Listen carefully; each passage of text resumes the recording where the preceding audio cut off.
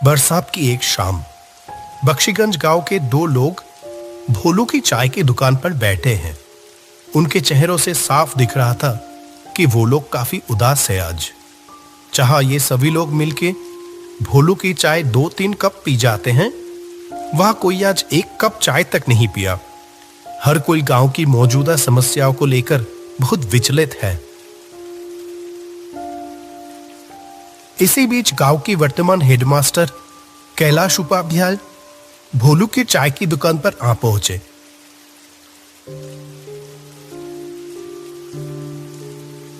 अरे रामलाल, माधव, तुम लोग यहाँ इतना उदास होकर क्यों बैठे हुए हो? मुझे इस गांव में आए हुए इतने दिन हो गए, मैंने तो कभी तुम लोगों को इतना परेशान नहीं देखा। हमेशा हंसते मुस्कुराते हुए ही देखा है, लेकिन आज अचानक क्या हुआ? आइए मास्टर जी, बैठिए। आपकी चाय तैयार है मास्टर जी। मुझे पता था आप थोड़ी देर में यहां आ जाओगे। हाँ हाँ बोलू, आज अपनी वो अदरक वाली चाय पिलाना मुझे, ठीक है? बहुत देर से सर दर्द कर रहा है। और हाँ, तुम लोग बताए नहीं कि हुआ क्या है, इतने उदास क्यों हो? असल में क्या है ना मास्टर जी, हम सभी लोगों का आज मन बहुत उदास है। क्यों? क्या हुआ? इतने खूबसूरत गांव के लोगों के साथ घुलने मिलने से किसी का भी मन बेहतर हो जाएगा, लेकिन उन्हीं लोगों को आज अचानक क्या हुआ? आप तो जानते ही हो मास्टर जी कि हमारे गांव में कोई अस्पताल नहीं था। कोई भी बीमार होता था तो उसको 2 गांव पार 10 मील दूर जाना पड़ता था। अस्पताल पहुंचने से पहले ही तो कितनों की मौत हो गई। इसीलिए हम सभी मिलके अपने पैसे बचा के इस गांव में एक अस्पताल बनवाया। लेकिन क्या? हमारी सारी बचत खत्म हो गई। अस्पताल तो तैयार है, पर बिस्तर तो खरीदना बाकी रह गए। हमारे पास तो और पैसे नहीं बचे। अब क्या होगा? ओह, ऐसी बात है। मेरे पास कुछ पैसे तो थे, पर वो तो मेरी बेटी की शादी में खर्च हो गए हैं। लेकिन हाँ, इच्छापुर गांव में मेरी पुश्तैनी जमीन है एक। अगर उसे बेच दिया तो जो पैसा आएगा, उम्मीद है उससे अस्पताल का बेड हो जाएगा। क्या कहते हो? ये आप क्या कह रहे हैं मास्टर जी? आप अपनी पुश्तैनी जमीन बेच देंगे? मेरे तो बस ये 1 साल की नौकरी बची है। मैंने तो मन बना लिया, जो प्यार यहां मिल रहा है, मैं तो बाकी की जिंदगी यही गुजारूंगा तुम लोगों के साथ। क्यों, नहीं रखोगे क्या? वैसे भी ये तो बड़ा ही पुण्य का काम है। भगवान ऐसे अवसर बार बार नहीं देते। रामलाल, माधव और भोलू की आंखों में जैसे आंसू आ गया हो। तीनों ने हाथ जोड़कर कैलाश मास्टर का शुक्रिया अदा किया। अरे अरे, ये क्या कर रहे हो? अच्छा सुनो, हम लोग कल ही निकल जाएंगे। काफी समय से कुछ लोग मुझसे वो जमीन खरीदना चाहते थे। देखते हैं, अगर इस बार बात हुई तो उनको ही बेच देंगे। अगले दिन सुबह कैलाश, रामलाल और माधव इच्छापुर गांव की ओर चल पड़े।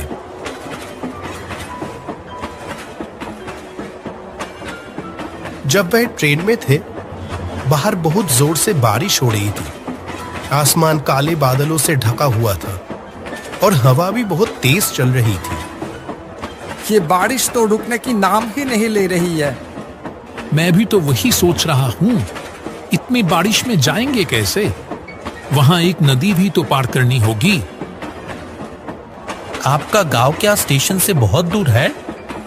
स्टेशन में उतर के पहले हम लोगों को नदी के किनारे पहुंचना होगा, फिर वहां से नाव लेके नदी पार करके जाना होगा मेरा गांव। ऐसे ही बात करते करते समय बीतता चला गया।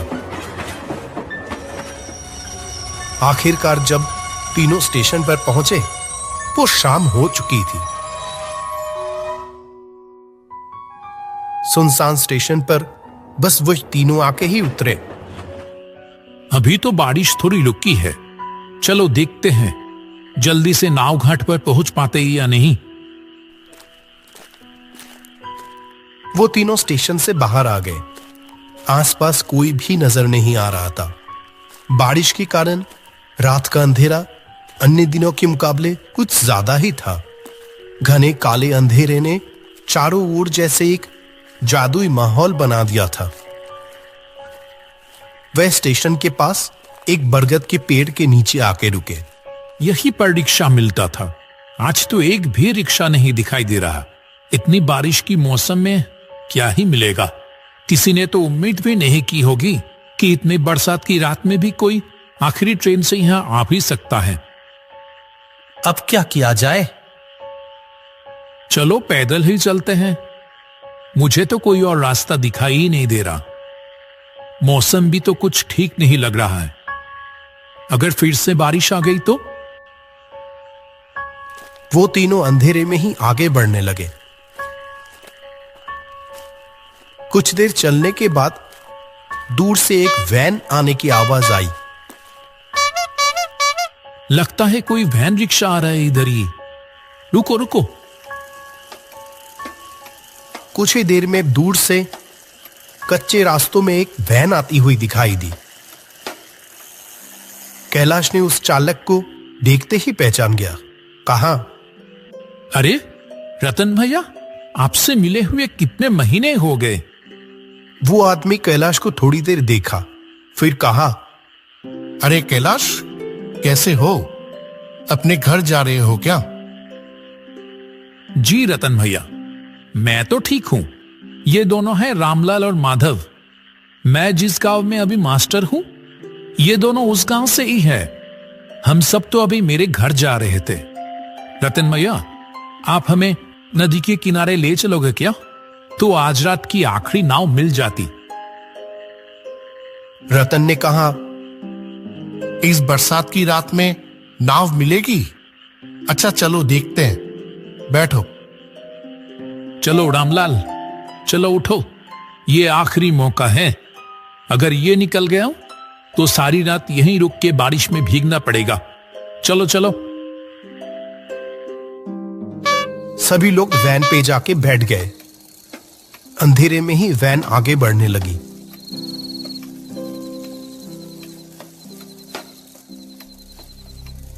कुछ देर बाद कैलाश ने रतन से पूछा, आपकी तो इतनी उम्र हो गई रतन भैया, फिर भी आप अभी भी वैन चलाते हो? आपको तकलीफ नहीं होता? तकलीफ? हाँ, होता था पहले, अब नहीं होता है। पहले होता था, अब नहीं होता है। इसका क्या मतलब है? वो कुछ नहीं। तुम तो बहुत दिनों बाद इछापुर गांव आए हो। हम लोगों को तो भूल ही गए हो तुम। नहीं नहीं, ऐसी बात नहीं है रतन भैया। दरअसल काम के सिलसिले में मैं अभी जहां रहता हूं, वहां से आमतौर पे आना जाना हो नहीं पाता है। आज भी तो एक जरूरी काम से ही आया हूं। गांव में मेरे बाप दादा की जो जमीन है ना, उसे ही बेचने आया हूं। बेच दोगे? क्यों, क्या हो गया? कोई मुसीबत? हाँ, मुसीबत तो है। जिस गांव में मैं रहता हूं अभी, उस गांव के सभी लोगों ने अपने बचाए हुए पैसे से अस्पताल बनवा तो दिए हैं, लेकिन वो अस्पताल की बेड खरीदने की पैसे नहीं जुटा पा रहे हैं। इसीलिए मैंने सोचा कि अपनी पुश्तैनी जमीन बेचकर उनकी थोड़ी मदद कर दूं। वैसे भी वो जमीन तो कई सालों से खाली ही पड़ी है। क्या बात है कैलाश, तुम सचमुच इछापुर गांव का गर्व हो। अरे नहीं नहीं, ऐसी कोई बात नहीं। ये देखो ना, ये रामलाल, माधव, ये सभी भी किसी से कम है क्या? ऐसे ही बातचीत चलते चलते सभी लोग नदी के किनारे आ पहुंचे। जब वो तीनों नदी की ओर देखें, तब नदी बहुत तेज बह रही थी। जो नदी हर वक्त शांत रहती थी, वह आज बिल्कुल अलग दिख रही थी। नदी के किनारे कुछ नाव बंधी हुई थी, लेकिन चलाने वाला कोई भी दिखाई नहीं दिया। जो सोचा था वही हुआ। एक भी माझी घाट पर नहीं है। वैसे भी इतनी रात हो गई है और फिर बारिश। कोई क्यों ही रहेगा अभी? ये तो बड़ी मुसीबत हो गई मास्टर जी। आज रात बारिश में भीगकर ही गुजारना पड़ेगा लगता है। अब क्या होगा मास्टर जी? आसमान का हाल देखा आपने? लगता है बारिश फिर से आने वाली है। आसमान में काले बादल फिर से आना शुरू हो गए। नदी की ओर से हल्की हल्की ठंडी हवा भी चलनी शुरू हो गई। रतन भी उन लोगों के साथ वहीं खड़ा था। जब वो तीनों बात कर रहे थे तभी उसने कहा, अगर आप लोग बुरा ना मानो तो मैं एक बात कहूं। आप ऐसे क्यों बोल रहे हो रतन भैया? बोलिए ना, क्या कहना चाहते हैं? लगता है थोड़ी ही देर में बारिश फिर से शुरू होगी और अभी तो कोई माझी भी नहीं है घाट पर जो नाव से अपनी घर जा सकोगे। उसके बजाय एक काम करो, वो देखो सामने ही मेरा घर है। सब लोग वही चलो, आज की रात वही गुजार लेना। हाँ, सही कह रहे हो आप।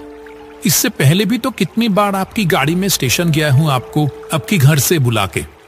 क्यों रामलाल, माधव, और तो कोई रास्ता नहीं दिख रही है, आज की रात वही गुजार लें।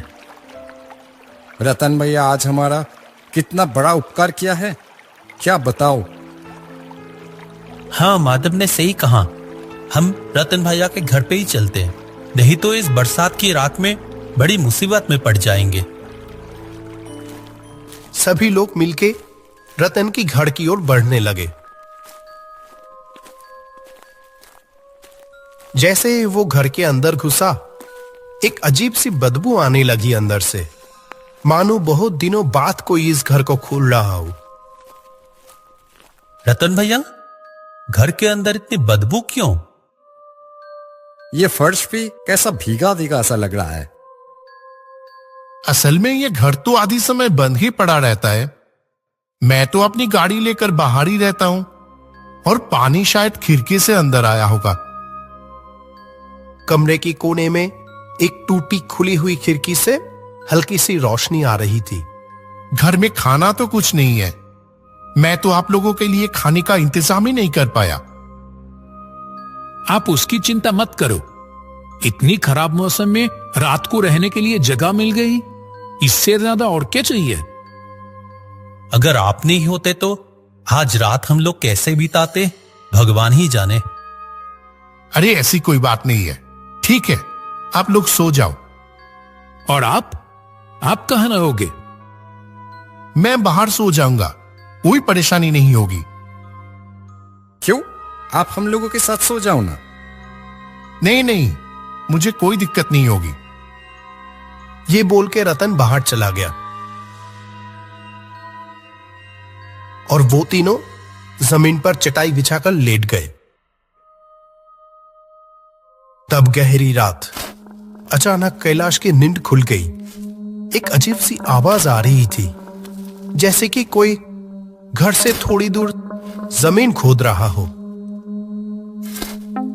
कैलाश शुरू में तो नजरअंदाज करता रहा, लेकिन आवाज और तेज होने लगी।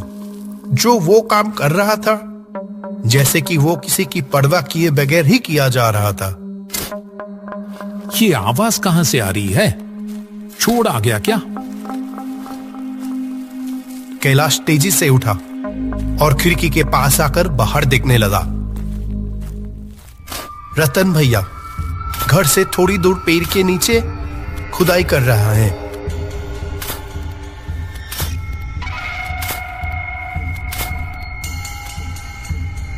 माधव, रामलाल, उठो, जल्दी उठो, मुझे यहां कुछ ठीक नहीं लग रहा है। रामलाल और माधव दोनों नींद से जाग गए। कैलाश ने दोनों को खिड़की के पास बुलाया। अरे, रतन भैया कहां गया? अभी तो यहीं पर थे।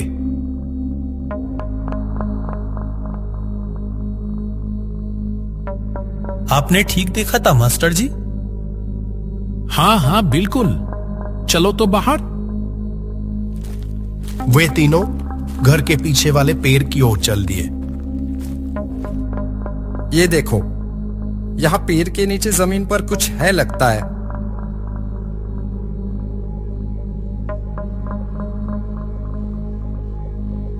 मैंने रतन भैया को यही देखा था, लगता है मानो जैसे कि वो चाह रहे थे कि मैं नींद से उठकर ये देखूं।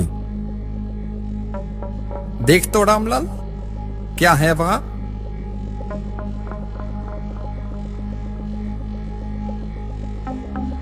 मिट्टी को हाथ से थोड़ा हिलाने पर रामलाल को पैसों से भरी हुई एक कलश दिखाई दी। अरे इसके अंदर तो बहुत सारे पैसे हैं। सच में? लेकिन ये है किसके? रतन भैया भी कहां चले गए?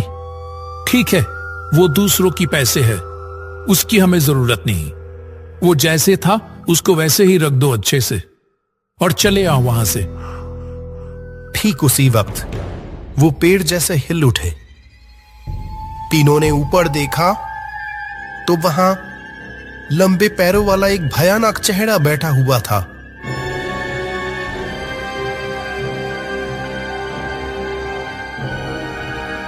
डरो मत कैलाश, मैं रतन हूं। मैं यही देखना चाहता था कि क्या तुम समय के साथ लालची तो नहीं हो गए हो। तुम सच में गांव का गर्व हो कैलाश। तुम चाहते तो ये पैसे आसानी से ले सकते थे, और मैं अकेला बूढ़ा आदमी तुम तीनों के सामने तो टिक भी नहीं पाता। जहां तुम्हें पैसों की इतनी जरूरत है और यहां इतने सारे पैसे हैं। लेकिन आप? मैं 1 साल पहले ही मर चुका हूं। एक दिन मैं अपनी वैन लेके लाइन के उस पर जा रहा था।